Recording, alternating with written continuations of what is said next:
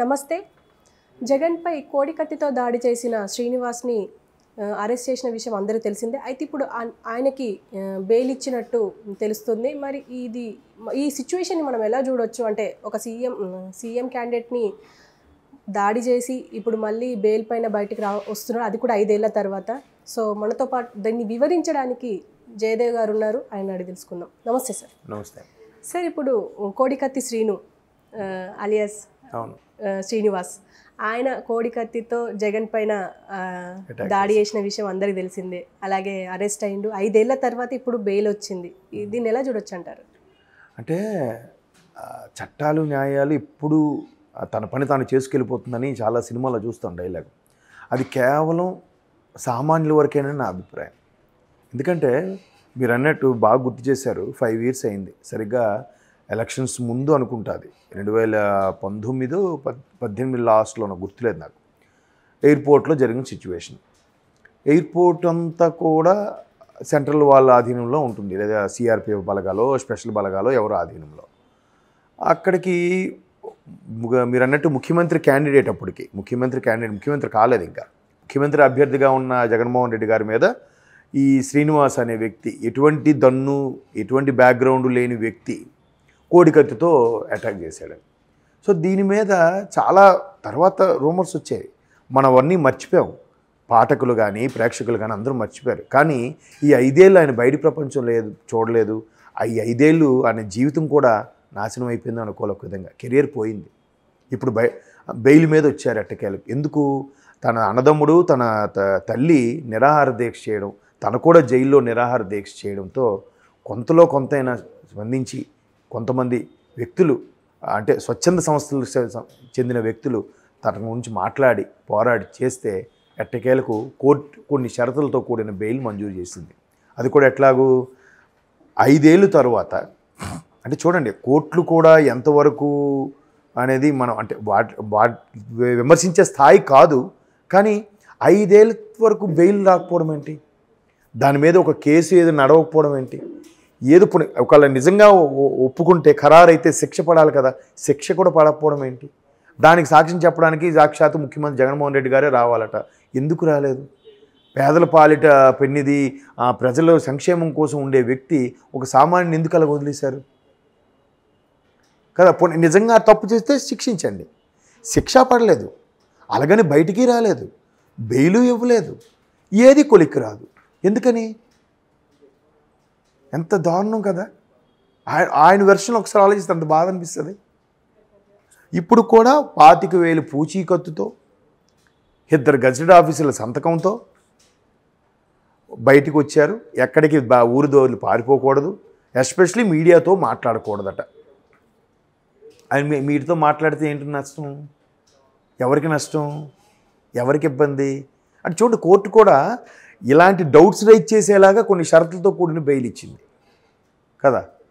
ఇదంతా ఇలా జరిగితే అసలు దీని వెనక అందరికీ తెలిసిన ఓపెన్ సీక్రెట్ ఏంటంటే, ప్రశాంత్ కిషోర్ అనే ఒక వ్యక్తి, ఒక strategic manager, political strategic manager, ఇట్లాంటి కొన్ని చీప్ ట్రిక్స్ ప్లే చేసి సానుభూతిని, ఆదరణని, ప్రజాదరణని గెలుపొందేలాగా ప్లాన్ చేస్తుంటాడని మనం రకరకాల కథనాలుగా విన్నాము, చూసాము కూడా. మొన్న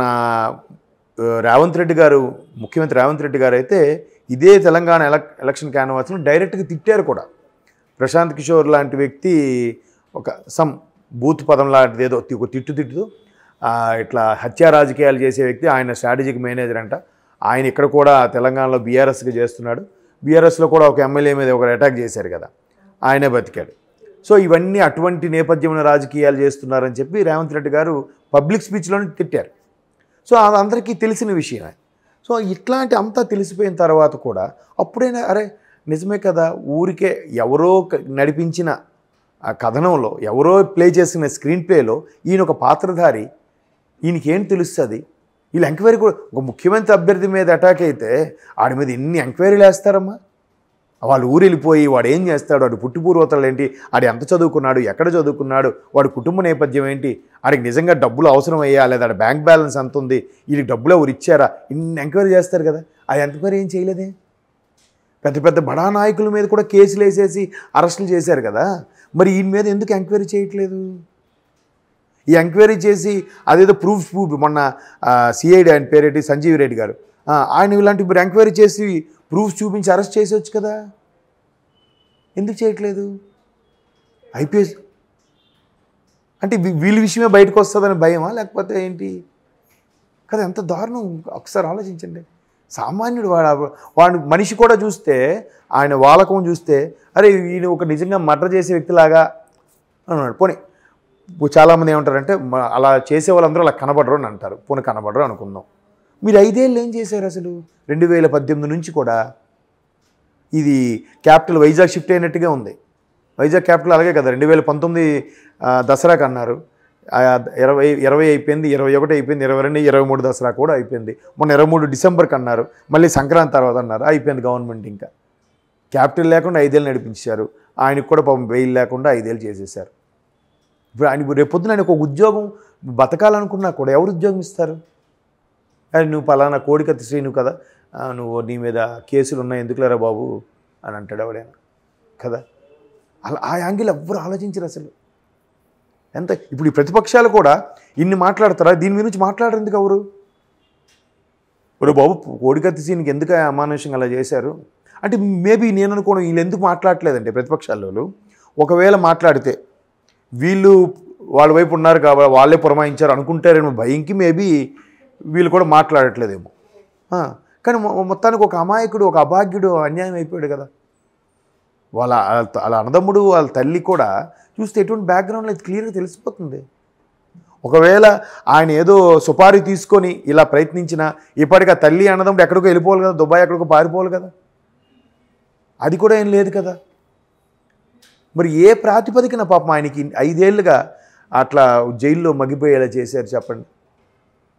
చూడండి ఎంత దారుణం. ఎవ్వరు కూడా ఇప్పుడు ఒక స్వచ్ఛంద సంస్థలైన ఎవరో ఒకరు అసలు ఏంటి, లేదా ఒక సిన్సియర్ ఆఫీసర్లు ఐపీఎస్లు ఎంతమంది ఉంటారు కదా అప్పుడు రిలీవ్ అయిన వాళ్ళు, వాళ్ళైనా అసలు ఏంటి ఇది జరిగింది ఎక్కడ అంటే సరే పెద్ద పెద్ద వాళ్ళు ఇన్వాల్వ్ అయ్యారు ఎందుకులే అని చెప్పి ప్రతి ఆఫీసర్ కూడా సైలెంట్ అయిపోతున్నారు. చూడండి అంటే చట్టాలు, కోర్టులు, న్యాయాలు అని మాత్రం సామాన్యుడి దగ్గరకు వచ్చేసరికి మాత్రం చట్టం తన పని తాను చేసుకుపోతుంది అన్నట్టుగా పర్ఫెక్ట్గా పక్కాగా ఉంటాయి. పెద్దల విషయంలో వస్తే ఇప్పుడు జగన్మోహన్ రెడ్డి గారు లేవు, జగన్మోహన్ రెడ్డి గారు 10 ఏళ్ళుగా బెయిల్ మీద ఉన్నారు, ముఖ్యమంత్రి కూడా అయిపోయారు ఆయన. ఏ కోర్టులో అయితే శిక్ష వేస్తున్నాయో, ఏ కోర్టు అయితే ఆయనకి బెయిల్ ఇచ్చిందో అదే కోర్టు ఎక్కడ ఉండాలో ఆయన డిసైడ్ చేస్తున్నాడు. కర్నూలులో కోర్టు ఉండాలని డిసైడ్ చేశారు కదా. చూడండి భారత రాజ్యాంగం ఎలాంటి హక్కులు కల్పిస్తుందో ఒక్కోసారి ఆశ్చర్యం అనిపిస్తుంది. అంటే ప్రజాస్వామ్యంలో ఏదైనా సాధ్యమే, ఎస్పెషల్లీ రాజకీయాల్లో ఏదైనా సాధ్యమే. నందిని పంది చేయొచ్చు, పందిని నంది చేయొచ్చు. ఇప్పుడు మన తెలంగాణలో కూడా చూశాను, ఎవరో ఒక ఆవిడంట 5 ఏళ్ళుగా 1,50,000 జీతం తీసుకుంటూనే ఉందంట. మొన్న ముఖ్యమంత్రి రేవంత్ రెడ్డి గారు వచ్చిన తర్వాత అప్పుడు ఆవిడ ఆఫీస్కి రావడం స్టార్ట్ చేసిందంట. ఏంటమ్మా మీరు ఎప్పుడు రిక్రూట్మెంట్, ఏ రిక్రూట్మెంట్లో మీరు గ్రూప్ 2 అంటే గ్రూప్ 2 అన్నారంట. ఇప్పుడు ఏ ఇయర్ గ్రూప్ 2 అంటే ఏమి లేదు, కేవలం రాజకీయ ప్రోద్బలంతోనే ఆవిడకి జాబ్ వచ్చింది. రాజకీయ ప్రోద్బలంతోనే నెల వచ్చేసరికి 1,50,000 జీతం ఇంటి దగ్గర ఉంటే తీసుకుంటుంది.